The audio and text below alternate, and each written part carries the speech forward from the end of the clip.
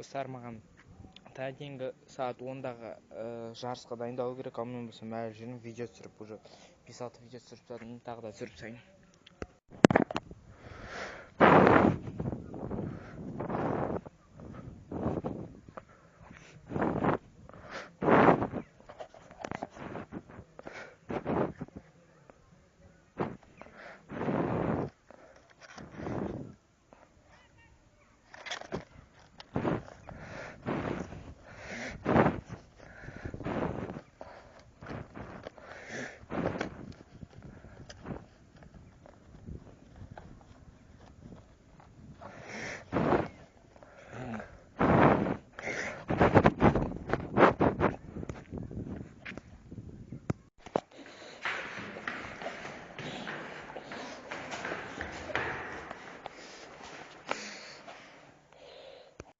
Йоли достар, бүгін 25 қыркүйек 25.09.2018.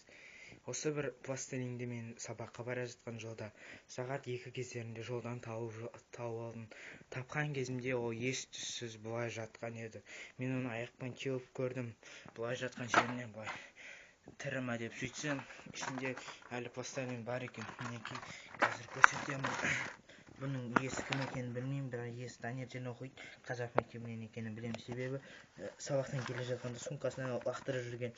Мінекей, осының иесін іздеймін. Егер иесі осы видеоны көріп отырсаң, маған саламатқа, яғни Big Max күшеуге, ян кераға, лел кераға, X-ке келші, мен саған осыны қайтарып беремін. Егер осы пластилинді бір жерден көрсеңіздер, хабарласыңыздар, оның иесі іздеп жүр. Ендігі оның тағдыры не боларын білмейміз. Сондықтан да оның тағдырын сіздер шешесіздер. Мен оған не істейін, айтыңыздар. Мен оны енді видеоға түсіретін боламын.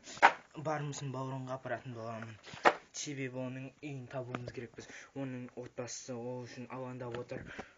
Ал мынау мен. Сондықтан да комментарийға жаз. Но пластилиннің кімдікі екенін.